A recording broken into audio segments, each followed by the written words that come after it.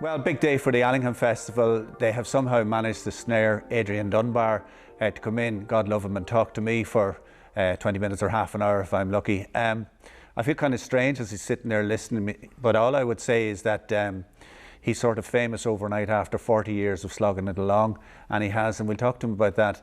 He has his own views on that fame. I think he mentioned to Piers Morgan that he was this week's famous TV star, so he seems to be very sound and rooted in terms of where he's at. But having said all that, as his character, as Ted Hastings, he really has a very new audience, and the figures for the final episode of that Series 5 show were simply staggering. But there's another Adrian Dunbar, and that's the Adrian Dunbar that we're hoping as well to have a chat with and find out about the guy who worked in an abattoir, a guy who played with an Elvis band with Frank Chisholm, and a guy who seems to know more even off camera as I talked to him about Ballyshannon than I realised. Adrian, you've described playing the character Ted Hastings as a real gift at this stage of your career. You said you've been doing the whole thing for 40 years, that a part like this has come along and you feel really, really lucky, to tell you the truth. They're your words, I think, to Miriam O'Callaghan. Yeah. You have been lucky, but it's been a work in progress for a long time. Yeah. Well, I mean, you know, my first acting really started on this stage where we're sitting today, where I came down with a production from Enniskillen for the Drama Festival here, and it was after being on the stage here and going with everybody down to the mill afterwards for a drink that a few people said to me, you know, you're not bad at that, you know, you might want to give that a bit of a go. So, you know, and off the back of that, I got a couple of auditions. I got an audition for a drama school in London. I was my greatest bit of luck really was when I got into drama school. So it was a bit of a journey, but you know, Ballyshannon features in that. I remember the first time I came here, I was telling the guys earlier on, myself and Marty Quinn. Marty put a screwdriver to the board, and the board collapsed, blew up, nearly took Marty off the ladders. And we had to rewire the board before we could get the lights working on the stage. So you know, this stage here in Ballyshannon has a place in my history. So I feel very comfortable sitting here. Can we go back a bit to how you got into acting? And I think, did you win a scholarship to go to London? Or no, I didn't. I had an audition to go to London to the Guildhall School of Music and Drama. So I went. And I did an audition, and you know, it's not. You know, you have to realise when someone's putting together a class of for a drama school, they do like to take people from all different arts and parts, because you know, over 3 years the actors can kind of, you know, learn from each other, as it were, all the regional accents and so forth. So I think taking somebody from Northern Ireland, as it were, you know, that might have been a benefit to me, you know, in that. But anyway, they recognised that I had a bit of talent and that maybe they could do something with it. And so, you know, I had my 3 years there. I got out of Northern Ireland at the time, which, you know, back in the late 70s, you know, wasn't a great spot. So I was you know, very lucky again to get away and, you know, go to London for 3 years. And in the city, right bang in the city of London, of course, which was a really exciting place to be, because it was just about, from in the early 1980s, it was just about to boom in a massive, massive way. So we were kind of in the middle of all that, doing our acting while all that was going on. So it was a very exciting period. And I believe you made great friends with people like Neil Morrissey, and you have been a lifetime friend with Charlie Lawson of Coronation Street, is that right? Yeah, Charlie is like, we'd be poles apart politically, Charlie and I, but as actors we got on really well. And he was very kind to me, Charlie, at the start when I arrived. He was in the year above me, and Neil Morrissey and I got in at the same time. Neil's still a friend to this day, and we talk and we text regularly and so forth. So yeah, it was a, you know, it was a great time, and I met some great people, some of whom are still friends, you know. Adrian, I have to talk about Line of Duty. Had you any sense in 2012, I suppose, and then going right forward to 2019, that it was going to be that big and probably the biggest thing you might do in your career, something you've talked about? No, I don't think any was really new. You don't really know at the start of any series. We didn't have episode 6, so we didn't know actually that Lenny James, who was the lead actor, whether I thought that we were going to have an ongoing series with Lenny in the lead, and then in episode 6, Jed killed him off. But Jed knew where he was going with the series, Jed Mercurio. I didn't know, and when the BBC gave the go-ahead for a second series, it was a surprise, and a nice surprise, and we suddenly realised that myself and Martin and Vicky would be the kind of the triumvirate that was going to kind of be that kind of unit, that AC12 Martin unit, Compton and Vicky McClure, and that we would have this, we would have a lead that would come in, not a guest lead. It's different in our show. We actually hand the show over to the lead, whereas in other shows, the regulars, and then there's a guest appearance, if you like, but we actually hand the whole show over to the lead. So yeah, it was a surprise. It was a great surprise, and then about halfway through series 2, when it was being broadcast, the numbers started to rise dramatically. It was a slow start in series 1, wasn't it? I think you said that. It was, yeah. Series 1, it did all right. It did okay, but it was still a bit of a... It was on BBC 2 at that time, and there was a change. It was on BBC 2, yeah. The first 2 series, I think, were on BBC. Maybe the first 3 were on BBC 2. I can't really remember, but... Well, my notes say series 4, but don't worry about that. Yeah, that'll be it. So then we moved to BBC 1, and the numbers went up again. So it's gradually just built its audience over time.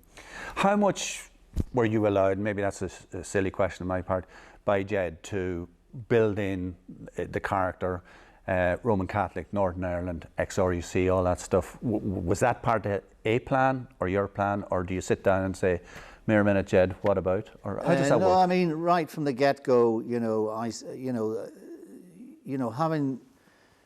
having lived in London since 1980, I would have come across, and friends of mine would have come across, cops who were in the Metropolitan Police, for example, who'd been in the RUC, because, they may have had 10, 15 years experience of anti-terrorism and all that stuff, so they could get themselves good jobs within English constabularies. So I suggested that this character might come from that kind of a background, and also it was useful if he was going to set up a unit that was investigating the police, that he wouldn't really be known to mainland police very well. And also, if he was kind of a character who was, if you like, an outsider within his own force, then that would also add to his anonymity, if you like, or his kind of exclusiveness. And I thought all those things would go in to feed a very interesting sort of character. And I think Jed absolutely, ran with all those ideas. But those ideas we discussed right at the initial interview. At the very start? At the very start, we discussed those ideas, because they were asking me, where do you think someone would come from to... and David Caffrey, who's from Dublin, who was the director, David got it straight away. He got all that straight away.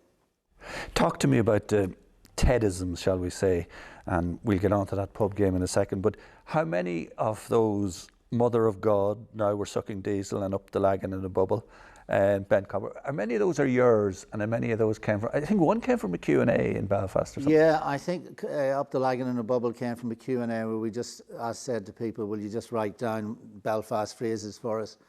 Mother of God is something my father used to say all the time. And fella. And fella and stuff like that. Yeah, fella, that's And what would he say? Give me an example. Well, no, he would just, Mother of God used to be his kind of, for everything. And then he'd get it down to mother sometimes, like, or mothera.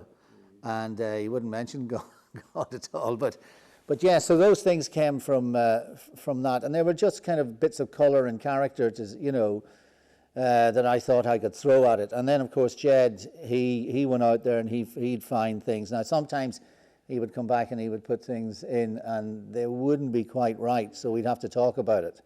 And Yeah, I read somewhere where you said, I'm not sure, would you said it to him or you said it, you were thinking out loud, that maybe you need to kind of rein these in a bit. Yeah, now and again there'd be like too many of them, you know. Yeah. So I'd cut a few things out. So what is the pub game? Is the pub game where people are watching the series? Yeah, there's a pub game. Yeah, apparently some fellas invented this game where they watch the series, and if I say a fella, they have to scull half a pint. If I say Mother of God, they have to have a shot of something. So if I say too many of them, they're all full. They're all in bits. What do you really like about doing TED? What attracts you to it? I mean, you talked about subtextual work and all this stuff to other interviewees. So I'm just wondering, what do you mean by all that? What's so attractive about TED to you? Well, as an actor or as any kind of craftsperson or an artist, you work all your life and then you might get a commission that absolutely allows you to do all the things that you've learned. And that happens to actors as well. There's loads of great actors out there. We always, actors knew they were great actors, but the public wouldn't have known they were great. People like Pete Postlethwaite. Yeah. When Jim Sheridan gave Pete the lead of Giuseppe Conlon in, Name of the Father, we all knew as actors that Pete was going to just knock that completely out of the park because he had the guns and he had the bottle and he had all the necessary stuff to bring to that part to really make it alive, and loads of empathy and people feeling empathetic towards him. And and his career rightly took off after that. So I think there comes sometimes, if you're lucky, something comes along that you can bring all your stuff to it. For example, Tony Hopkins, and I'm not in any way putting myself anywhere near any of these actors, by the way, but Tony Hopkins, when he did Silence of the Lambs, all the actors who had worked with Tony over the years knew Tony was bringing stuff. They'd seen bits of it in other things, but here was Tony able to bring the whole lot into one character. And, and that really was huge for him. So I think, now and again, and, think of people like Arthur Lowe. Yeah. In Dad's Army. Arthur Lowe spent his whole career, playing bank managers, and he had a scene here and a scene there, and suddenly he hits Captain Mannering, and the whole country knows who he is. So we kind of, when we were at drama school, had that kind of idea that it would be great to be a star, but it would also be great to kind of have a career and then maybe hit something along the way that was that caught the public's imagination. So, I'll forever be grateful for Jed and for Ted. You're very kind of settled, and it's not a false modesty because you keep kind of hitting this button. But there's a great answer that you gave to Pierce Morgan. I'm the biggest TV star this week, and this was, I think, just before. I'm not sure if it was before or after kind of the reveal on the final episode. Yeah. And I think that answer more than any has really summed up your own approach to fame, inverted commas, because it can disappear very quickly, and people in 5 years' time, it may be the next big thing in terms of a series. Obviously, you'd be hoping not. Yeah, I'm not really interested in celebrity very much. I don't think a lot of actors are. Yeah. But we tend to have to kind of deal with, we're in plays, we're in movies, we're on TV, and that's all product. Yeah. And there's a certain a part of what we do that we have to sell the product. So therefore, we have to go out, we have to go on TV. These are legal, contractual obligations. But most actors, I think, once they've done the job, they're like anybody else. They kind of put the tools back in the bag and they head off, and that's it. And sometimes for something like TV, you mightn't see it for 9 months. Sometimes you're asked questions about it 9 months later, you can't remember, a hell of a lot about it. So I'm not really interested in celebrity as such. That doesn't really interest me because, I remember Rowan Atkinson making sure the BBC never sold Mr. Bean to Italy because that's where he went on holiday. And, Wise man. And that's where he had a house or something like that. So most actors realise that it's a double-edged sword. Some people, want celebrity and they want, all that. But so it is true then about Line of Duty. that there's a kind of an exclusion around Glenade, that apparently you can't pick it up on the TV? No, you can't pick it up on anything in Glenade, as you know, because we're under Thrussmore, so we don't have any... I'm only slagging. I know you are, but we actually don't have any signal. Come here, talking about slagging, and the Radio Times, I think, told you that apparently, and I think your wife Anna found this very funny, and your daughter Madeline, you're a sex symbol. Yeah, apparently, yeah. How do you deal with that? Well, you know, you just ignore all that stuff, you know, that's, you know, because I'm not on any social media or anything like that, so, you know, it's very easy to kind of... I was going to ask you about that. You get a fair bit of ribbing about being a bit of a technophobe, and I think you've used the word Luddite yourself. Do you just not bother with it? Any of that, or...? I don't bother with it, I don't encourage it. You know, I mean, I just... you know, you could be doing things all the time. I find it's a handy way of not having to do stuff, is saying that I'm up a mountain and I've no signal. And I'm not, you know, we're not wired for internet or any of that stuff, or we don't have TVs or anything. So, you know, the less of that stuff, the better. And in general terms, in terms of when you're in London and that, other than pick up a phone call, that's about the height of it, is it? Yeah. You know, I work away. I mean, I write, and you know, I have lots of projects. I work on, you know, a lot of Beckett stuff, and you know, I also direct things, and you know, so I have loads of things to keep myself busy. You know. Let's go through the other Adrian Dunbar, who came to prominence in 1993 with a little film called Hear My Song, which I think was one of the most fantastic, and then the Joseph Locke thing. And of course, it had great links with your father, because you mentioned your dad, Sean, that he loved tenors and he loved music. But that was a film that many people felt deserved, you know, it was nominated for a BAFTA, but and for you, it was probably one of the joys of doing that. I'm not sure. You tell me. Yeah, no, it was, Hear My Song was a great success. Maybe it's tricky because, you know, when you're from Northern Ireland, you know, and you consider yourself as Irish, and you have an Irish passport and so forth, but Dublin doesn't see you as Irish, and London doesn't see you as British, or they might see you as British rather, and you know, there's a lot of confusion. And Hear My Song fell in between a whole lot of things. You know, it was Channel 4, but it was also RTE, and it was this and that, and you know, I personally don't think it got the kind of recognition it deserved as a film, quite, looking back on it. When I consider the films that kind of did well at that time, there was a film called Peter's Friends. Do you remember that film? By name only, to be honest. There you have it.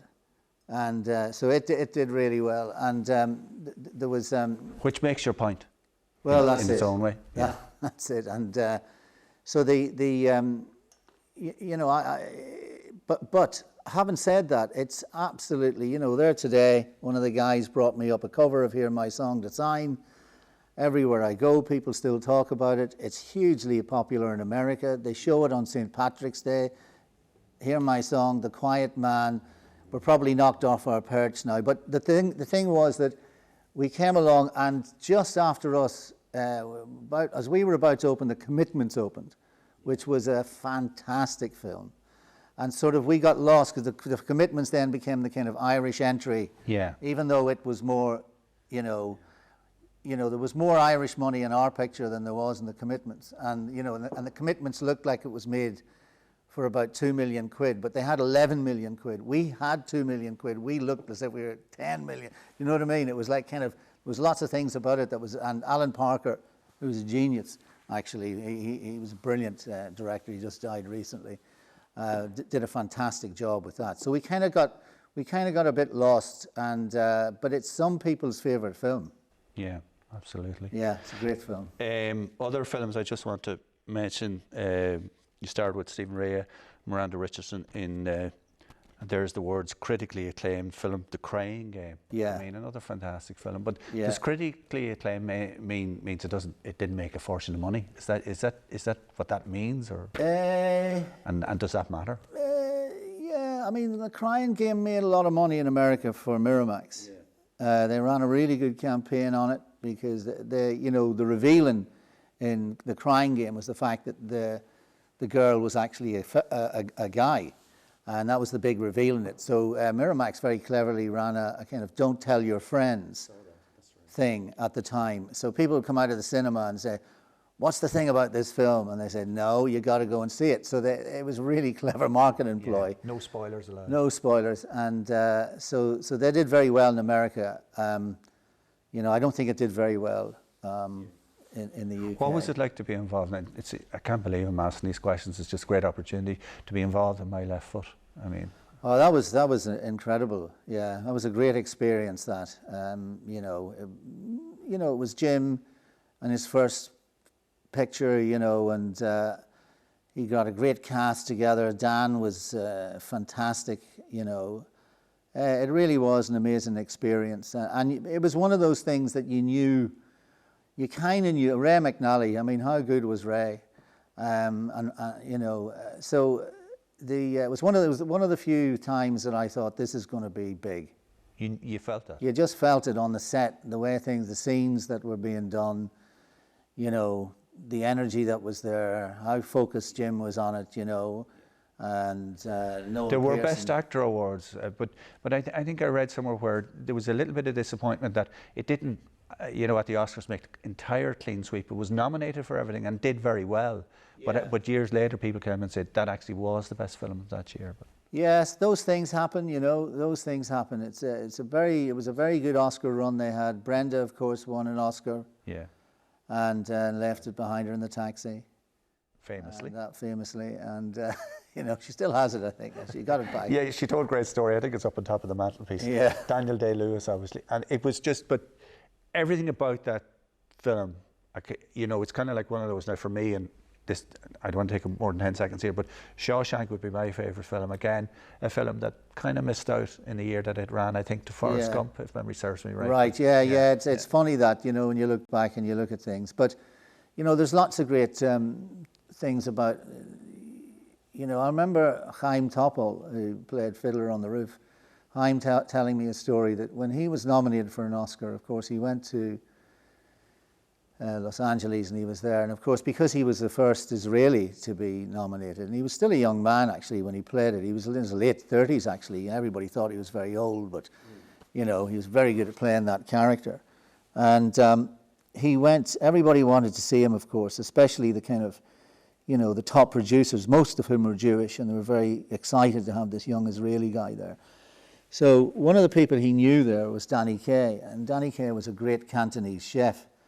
So Danny decided to throw a dinner for everybody. So they were all there, and he kept books and everything, Danny. And he said he was sitting there, and they were all chatting away, and the guy says, "Well, Chaim, I mean, how excited are you? Like, you've just been nominated." He says, "Yeah." He says, "It's incredible, but my God, what would it be like if I actually won the damn thing? That would be just amazing, wouldn't it?" And and he said, just there, Danny Kaye was putting, and he knew Danny because Danny went out and entertained the troops in Israel out in the 6-day war and the whole thing. So he kind of, Danny put his plate down in front and said, "Chaim," says, "relax. Some of us have never been nominated."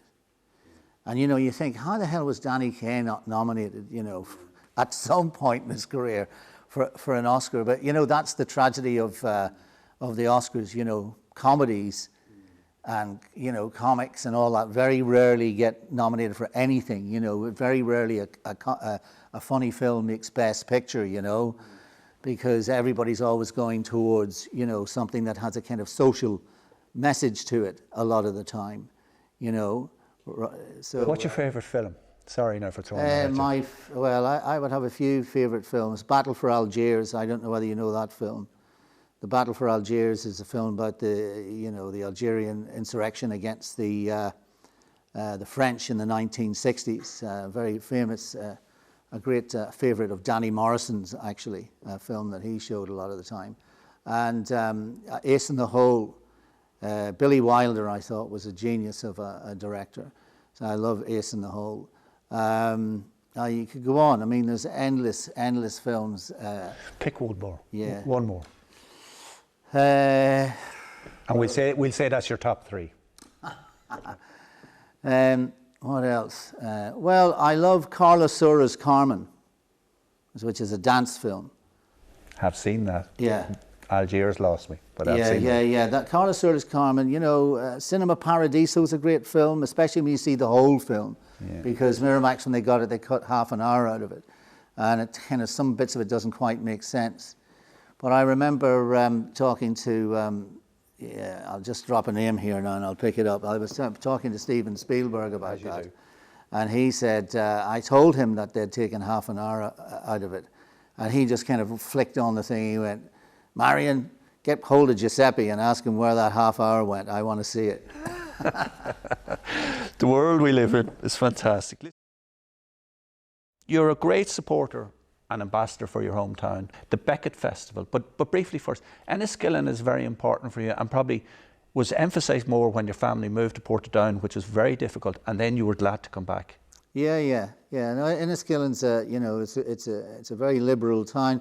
I think a lot of it has to do with how it was settled. You know, there were a lot of English settlers during the plantation who arrived in to Fermanagh in particular. So we didn't get as many of the Lowland Scots, for example, that you would find in Antrim and South Derry and Tyrone. So I think that liberal, strain, which is also within unionism there, that liberal strain, it did help, I think, get the Good Friday Agreement over the line where unionism was concerned. So the town itself and the county itself, when I was growing up anyway, I didn't feel there was any sectarianism as such.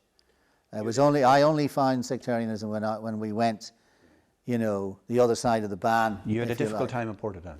Yeah, Portadown was difficult, very difficult for You lived on the Garvaghey Road? Yeah, we lived on the Garvaghey Road. It was a difficult time for nationalists, particularly in the early 70s, when there was a lot of just sectarian killings and so forth. There's a small community there in a kind of an enclave in the northwest area of the town. So that's where my father was from. He was from an area called the Tunnel in Portadown, which most people in Armagh will know very well. So yeah, that was difficult. I was glad to get back to Enniskillen and glad to get back, to this part of the world. I spent the 60s, I would have been at the Fishes in Rossnowla singing. I would have been, although I did meet the brother who organised all that. Brother Pascal. Brother Pascal. I met him picking up the box in Langs in Grange one day. And I was chatting to him, and I said, I remember winning, a prize in the 1960, it would have been 68 or something in Rossnowla. And he asked me who I was and everything, because he would have a kind of memory of all that stuff. And then he asked me, and I told him who my mother was, Pauline Campling from Enniskillen. Oh, yes, he said, I think I was in a competition with her in 1940, and he went into the thing, and I think she came second. Now, so I recounted this to my mother, who said, I never came second to any man in any competition. What are you talking about? So I mean, the whole connection with here, it was great to get back here. It was great to get back to a town where you could walk up the front street in your school uniform and not be... You mentioned Donegal there. Serious fondness for the county, and that's not me being biased. You've made that very well known. You love the place. Oh yeah, no, Donegal is it's a fantastic county. It's a big county. Like I've met you before. I met you in Finn McCool's after Barry Britain's exhibition and that. Yeah. Is it a kind of the way people treat Sean McGinley, who's from this town? How's it going, Adrian? How's it going, Sean? There's a bit of that, isn't there? Did people sort of leave you alone and there's they're pretty cool and calm about stuff like that, aren't they? Yeah. They're very relaxed about things like that, because they see a lot of people come and go. They've worked very hard to get it, but it's a series of kingdoms, Donegal. It's so big, like, when you think of Inishowen and you think of down here and, the distance now, you think out at, Killybegs and Slieve League and, and the Glenties and all, it's massive, and the connections that people have with it. So you're either a kind of South Donegal person, or you're a North Donegal person. the Belfast people tend to be North Donegal people. You know, they all go into the north of Donegal, most of the Downings and all that, and Marble Hill and so forth. Whereas, you know, people from Enniskillen would have graduated towards, and some parts of Belfast, of course, come into Bundoran every year, and you know, so I would have come here as a child, Rossnowla, Bundoran, Mullaghmore, Clifney, you know, that's my whole. So when I wanted to get myself a house back at home, I chose to live in this area because, like, when I'm here, I'm kind of on holiday. I was my kind of my holiday head on from when I was a kid, you know. So it's kind of, it makes you feel good, just rattling around the place. You're mentally in bucket and spade country. Yeah. Let's talk about, you mentioned your mother and the fish, Pauline, and quoting you here from somewhere else, my mother gave me the performer bug, and you were used to seeing her on stage and got a taste for it. She was in the choir in Enniskillen. She's in her late 80s now, but she was a huge influence on you, and I think that's... Oh, yeah. No, my mother pointed me towards kind of things that she liked. You know, she would kind of, you know, like, you know, she would, you know, if Andy Williams is on singing on the TV, you know, she'd be talking about his, you know, his breathing, his diction, you know, the things that, you know, so she was a great singer, and she did a lot of, you know, amateur kind of plays and musicals mostly. She did all the musicals, the Gilbert and Sullivan and all that stuff in Enniskillen when she was a young woman. You know. And where did they put those on? Because this in the community centre. Pre-Ardone and all that. Oh, they put them on in a community centre just down from the convent there, just below the convent. That's where... And were you in some of those shows? Or no. Watching? No. I later on, when I was a teenager, now I never saw my mother perform at that stage when she was young, obviously, but I did later on when she came back to it. She sang on RTE, I think. Was she? She did. Her and a fella called Vincent Keenan, I think, from the town, both sang a few duets on RTE back when before it was RTE. Yeah. Like she was better than a good singer, and she probably she was. She probably did beat Brother and Pascal. Loads of people around, you know, here and especially around the town. She sang at all the weddings. Yeah. She did all that kind of stuff, you know, to earn a few quid, because my father died when he was 50, and she was left with 5 kids to look after, because myself and my brother John were already in London at that point. You've led me on. I want to ask you about your father and your relationship with him. He died of a brain hemorrhage when he was 50. Yeah. And you have said on the record that you didn't have much of a relationship with him, or you may have even gone further than that. And the word tricky seems almost an insult, but you tell us the relationship you had with your father. Well, no, it was, you know, I think it was a very typical relationship actually between an oldest son and a father who, you know, and there was 7 in the family. He didn't have, you know, he wouldn't have much time for, you know. What did he do? Was he a carpenter? He was a carpenter, yeah. He came, I mean, my brothers are carpenters. We're 5 generations on my father's side of carpenters. That's what was that's the family trade, you know. Yeah. Carpenters. So, I mean, I just, you know, I didn't get a chance to have a relationship with him. That's the thing. It's not that, well, you know, there was anything there. It was just that he was like too busy. So when he died when I was 21, I felt like, you know, the opportunity to have a relationship with him was gone. So that was a frustration to me, because it could have developed over the years. But, you know, because he was so busy, I mean, he was working all the time, there was loads of kids, he was under stress, you know, all that sort of stuff. Money had to be made.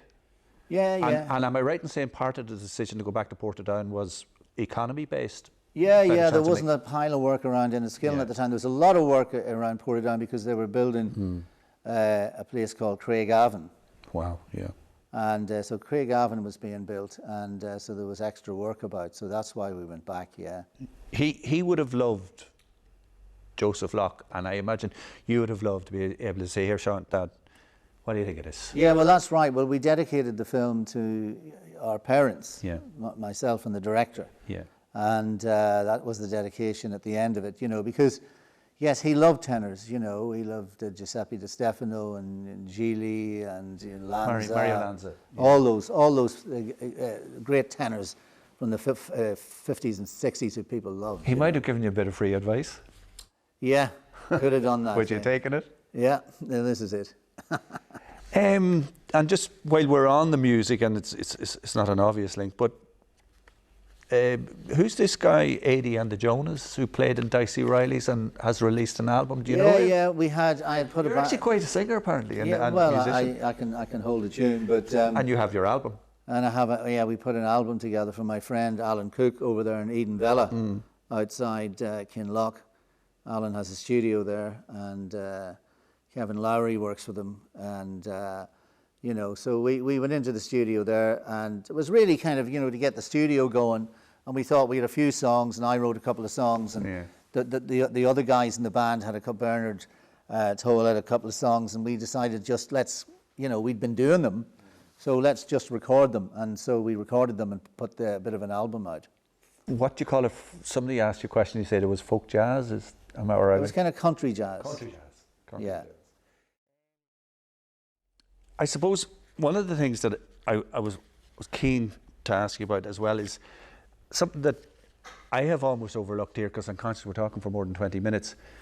Theatre.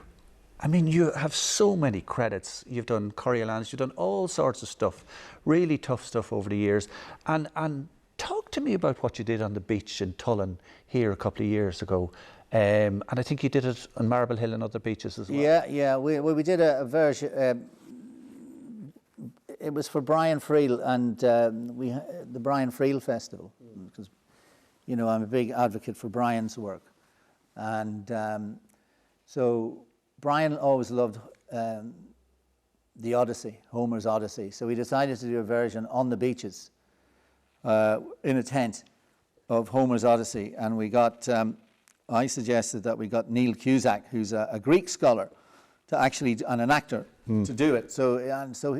Which was great, I thought, because he was able to answer a lot of the questions that people would have had about it afterwards, you know. Yeah. So he came in and he declared, he read that we did a version that Brian liked, because he said it went along with a nice clip-clop. And so yes, and we did it on the beaches as part of that festival. And loads of people helped me. Maura Logue was very good at helping me, and, you know, loads of local people came and gave us a hand. And it was a great success. They were packed. They were absolutely packed. And the weather went against you, I think, in Tullen. The weather went against us, you know, but... Yeah, the show goes on. Well, it was all about storms at sea. So you'd be in the tent, and the tent would be blowing, and he'd be telling you this. It was fantastic. It was perfect. So it actually suited the whole thing, you know. It was great. Other things that kind of, you know, I mentioned Becket, and then we forgot to talk about it. The Beckett Festival in Enniskillen. Talk to me briefly about that. Sadly, it's not happening. Like a lot of things, it's not happening this year.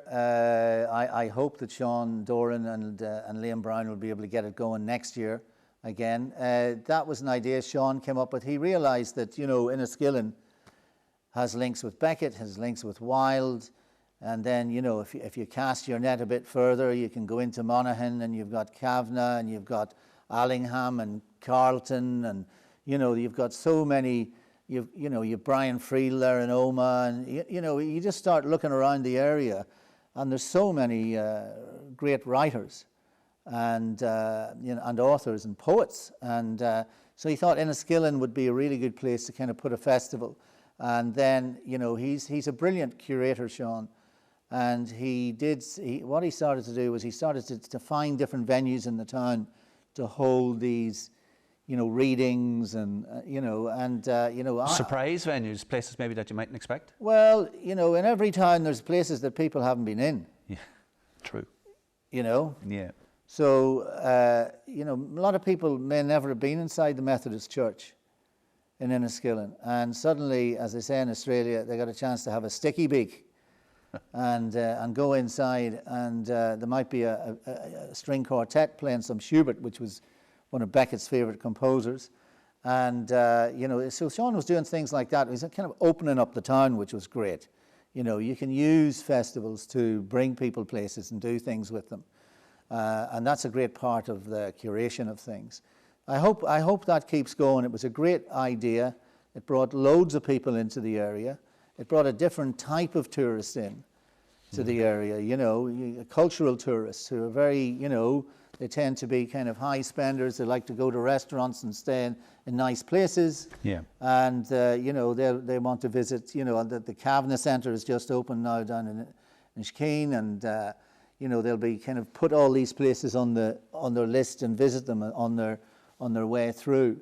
So, you know, culture is a big thing. You know, it's a big thing. So those things were really helping the town. You kind of, again, you mentioned it and it triggered. I wanted to talk to you about the challenges presented by COVID-19. I suppose the theatre, cinema, and television, and this would be of particular interest to the Allingham Festival platform. And we're sitting here in the Abbey Centre, and not that it matters, I'm involved here as the voluntary chairman of it, and we're concerned about what we can do with COVID. You've mentioned Beckett becoming another victim of that this year. But I even know that Line of Duty, I was reading up the Radio Times, has been affected by it in terms of filming, and there's some suggestions that they might incorporate some of the COVID-19 where they can into what is actually filmed in due course. So it has impacted big time, whether it's TV, whether it's here, or whether it's in big screen cinemas. Yeah. Well, I mean, basically, you have to realise that you know, the theatre and gigs and all the rest of it are collective experiences. You know, they need full houses. You know, you can't do them any other way. We have to forget, I think, just forget about what we do have, though, is buildings. We have buildings that can be turned to other uses, like we are today, doing something here on the stage. You know, you have good lights, you have cameras and so forth. You can be doing play readings. The Abbey's starting to do play readings. You could do those off the stage because you can socially distance and so forth. But really, until we get the thing sorted out and an antidote, and we can get everybody in to fill all the seats, so that because it's collective. That's the whole point. We're all seeing something together, you know. Yeah. And so I think, you know, I talk to a lot of the theatres, talk to the Lyric in Belfast, for example, and they're trying to find ways of using the building if they can. And, you know, but otherwise, you know, government is going to have to help the sector in the way it's been helping every other sector. And it really doesn't, you know, there's a lot of musicians out there can't do anything. There's a lot of actors. You can't do it on your own. Yeah. It's hard to do it on your own, you know, as well. So, yeah, it's a very difficult time. TV, we're going to be able to manage. Yeah. The problem with TV is insurance, and that's going to be a problem with everything now, because insurance, you know, they have us crucified anyway, but they're going to go further now that they have COVID-19. We're recording now, early August. The funeral of John Hume has just taken place. Look, you've expressed your own views in terms of politics, but briefly, let's talk about John Hume, and then we might talk about your own thoughts on maybe the Good Friday Agreement and where we might go in the future. But first of all, the passing and the legacy of John Hume. Yeah, well, you know, I only met John once, and that was at the end of his life. I met him in Donegal. I met him up in Greencastle with Brian Friel. And he was, you know, at that point he was suffering with dementia.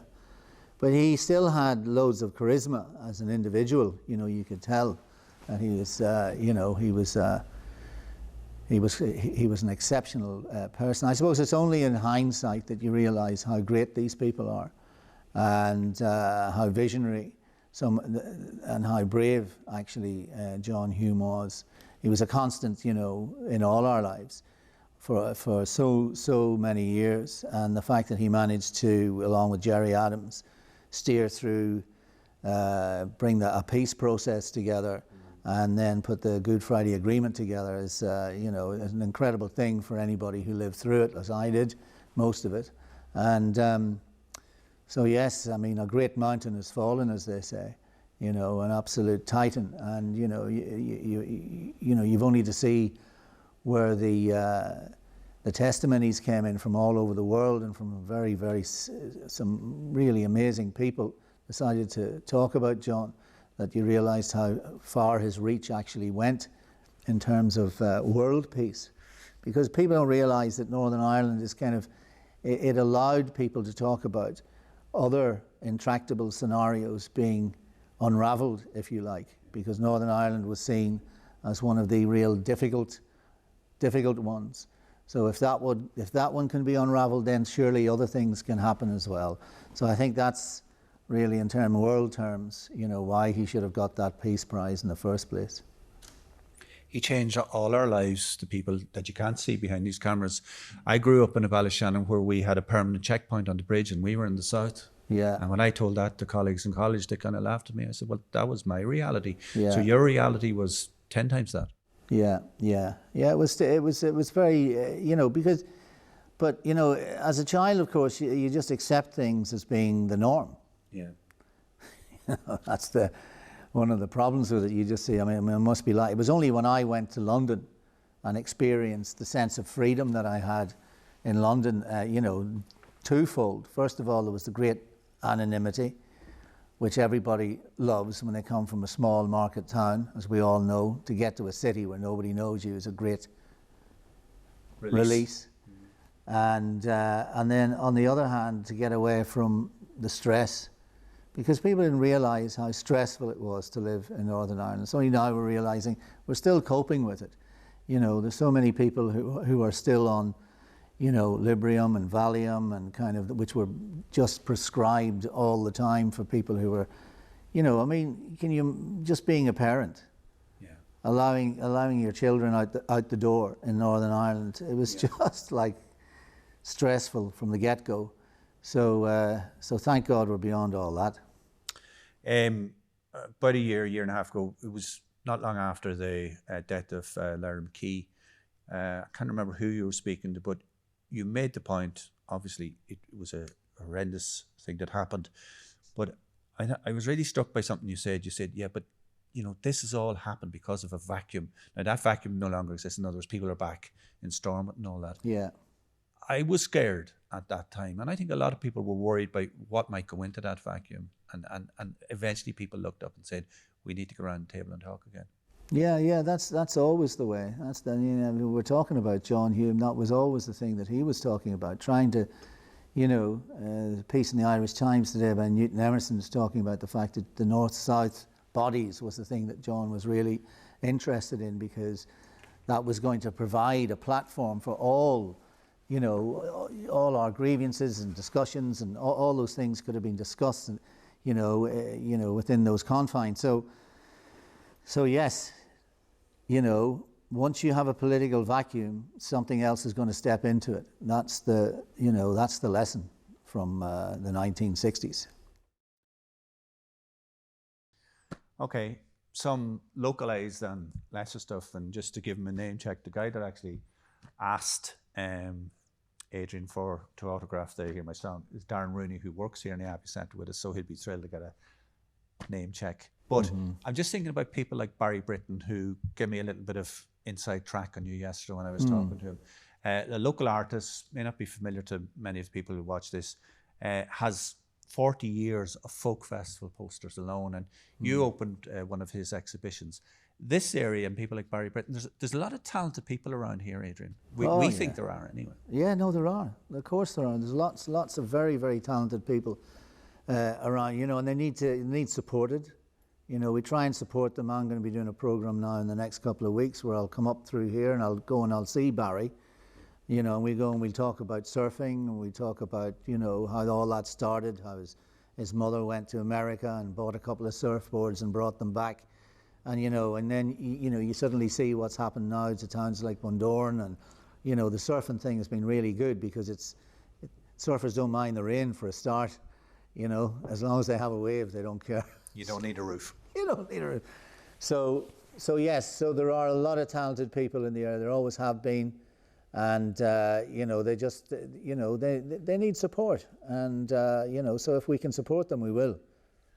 I just said to you off air, and we're almost there. The one thing that struck me about your late father, and you've alluded to this yourself, was that he was a hard worker. He was a carpenter, and whatever else, he and your mum made sure that there was bread on the table. I was looking back through your CV, and there's a heck of a lot of stuff to look back. And I couldn't find a gap over 40 years where you were at something, as we would say around here. And the at something could have been Hear My Song, or it could have been a play or something. You're, as we would say here, and this is a Michaelism, not a Tedism, you're a busy book. Yes, I am. Yeah. Well, I need to keep busy because, the devil makes work for idle hands, as the man says. And So, you know, I do need to keep busy, but that's because I like to keep in my creative head. You can't be acting all the time, you know, and there was loads of years, and especially in my 40s, where, you know, I was doing a couple of jobs a year, but I had to do something else. So I'd get involved with the Beckett Festival, I'd be directing, I'd be writing other things, and, you know, you have to stay in your creative head, so to speak. You know, that's the thing that I've always, and that's what's going to have to happen to everybody at the minute. I'm going to have to try and find ways through this COVID thing to stay creative. Stay creative. Yeah. Adrian, it's been an absolute pleasure talking to you. Not at all. I'd spend another hour here. Oh, but sure we could. There's a headline here in a story that was in the Daily Mail on the 30th of April 2019. And well, I've only taken part of it. It says, Adrian Dunbar has been hiding in plain sight for 40 years. And I thought it really caught you. And you mentioned about Captain Mannering and Arthur Lowe and all that sort of stuff, you know, sort of an overnight star after 40 years, which is very, very unfair. And I'm a bit nervous saying that to you. But in the end, you have this acclaim now, but you have that body of work before. Like, you're 62 and you're very fresh for it, if I might say so. Like, what do you think about those 40 years? Do you kind of look back now and say, yeah, that was good, and sort of I scored the goal at the end? Or what way do you think about it? Or maybe do you think it's only half time? Yeah, no, I think I'm very lucky. I'm an actor, you know, so, you know, you can go on till you fall down, basically. And I mean, it's funny, you know, because I run into fellas in Enniskillen who I was at school with, and I'd turn around and say, well, sir, how's it going? What are you up to at the minute? You working anything? Oh, no. I retired 8 years ago. I say, oh, right. Yeah, I forgot, yeah, you were in the civil service, yeah.